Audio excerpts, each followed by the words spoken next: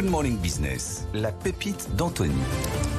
C'est vendredi, c'est donc une pépite qui va jouer dans une compétition organisée par Anthony Morel. Anthony, avec vous aujourd'hui, c'est Adim Amoukou, le cofondateur et directeur général d'Hectarea. Il y a de l'hectare, il y a donc de l'agriculteur. Exactement, on est entre la fintech et l'agritech. J'adore cette idée d'Hectarea, start-up qui veut permettre aux investisseurs individuels, à vous, à moi, à tous ceux qui nous regardent et qui nous écoutent, d'investir dans le foncier agricole. Donc à travers votre plateforme, en fait, je vais pouvoir acheter un morceau de parcelle à partir de 500 €.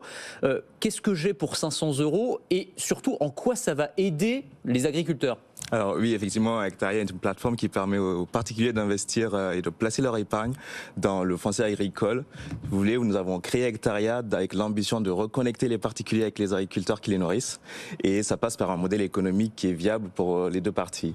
D'un côté, les particuliers financent l'installation des agriculteurs via leur épargne. Et de l'autre côté, les agriculteurs vont venir offrir un rendement, une rémunération de l'épargne citoyenne finalement via des loyers qui sont reversés tous les mois. Alors combien Alors ça va dépendre de plein de paramètres, le type d'agriculteur, le type de culture qui est faite, et on va sur du 3 à 6%. Mais alors du coup, c'est pas mal. Ce sont vos fermiers, les agriculteurs deviennent nos fermiers, ils nous versent donc un fermage et un loyer, ou bien ils empruntent auprès de vous? Enfin, comment ça se passe? C'est quoi Alors les particuliers vont venir investir via des obligations, donc c'est de la dette. Et en fait, l'épargne collectée va servir d'acheter la terre qui sera mise à disposition de l'agriculteur. Et ça va permettre... C'est vous qui touchez le fermage, en fait. C'est vous qui êtes propriétaire, en fait. C'est ça, exactement.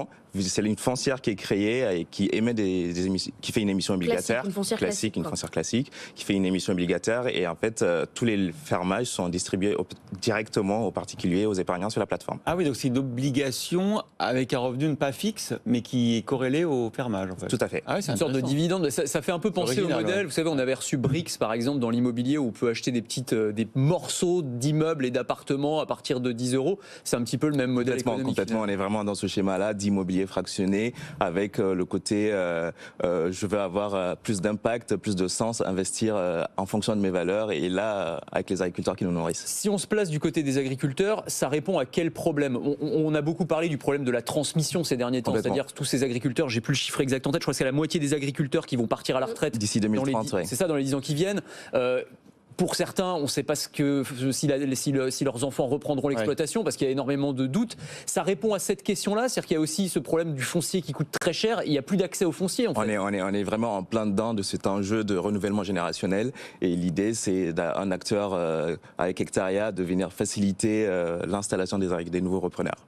Mais alors, du coup, de la part des particuliers, vous visez qui? Vous visez celui qui a vu la crise agricole en ce moment et qui se dit « je vais mettre 500 € là, comme il aurait mis 500 € dans une association », ou vous dites « je m'adresse aux investisseurs qui vont mettre plus d'argent, qui vont atteindre une rentabilité ». C'est pas juste un petit coup comme ça pour aider juste une fois. Alors j'ai envie de répondre que l'épargne citoyenne est un vrai levier. Nous pensons vraiment que c'est un levier qui sera une des solutions pour la crise agricole actuelle. Et donc, en fait, on veut parler... Pour flécher l'épargne des Français vers l'agriculture. Complètement. Alors moi j'ai deux questions d'investisseurs.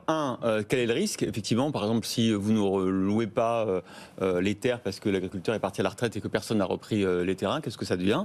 Et puis deux, je sais pas, cette question d'abord. Alors sur la partie risque, effectivement, c'est un investissement, tout investissement comporte des risques. Ouais. Et aujourd'hui, tous les projets en fait qu'on finance ont des porteurs de projets, donc c'est des bails très long terme, d'une dizaine d'années à plus. Et Hectarea s'engage aussi à reprendre au terme du contrat obligataire.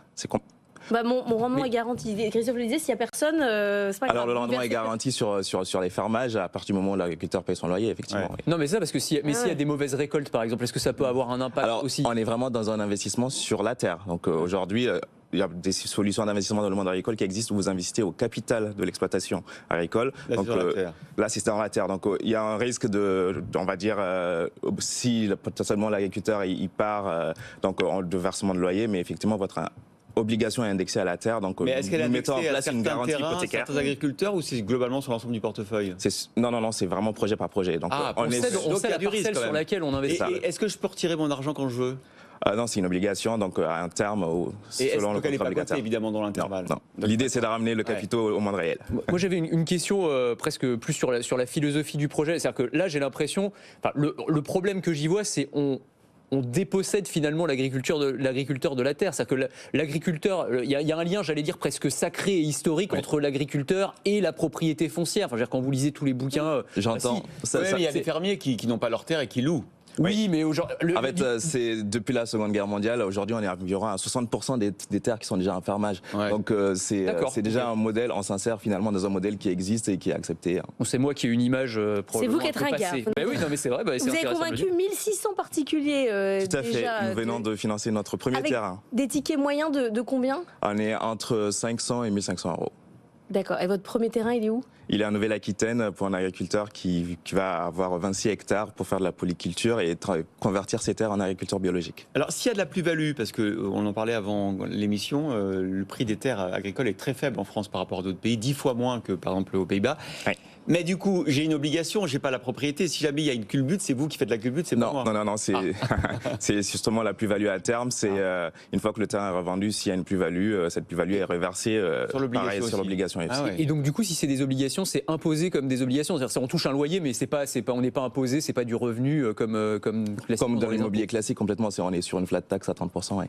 Alors moi, j'ai une dernière question à Anthony Morel qui a déjà investi dans les chênes truffiers. Est-ce que du coup, vous allez investir dans le foncier agricole? Ouais, je réfléchis franchement. Après, bon, 3%, c'est un peu limite. Allez, Ma mettez conscience 500 écologique est là, mais on enfin. voit. Ouais, bon, ça se Avec tente. vos sous, on regarde ce que vous faites, Oui, et et après puis on voit si nous on y va. Voilà, c'est ça. On va faire Voilà, ça. on fait comme ça.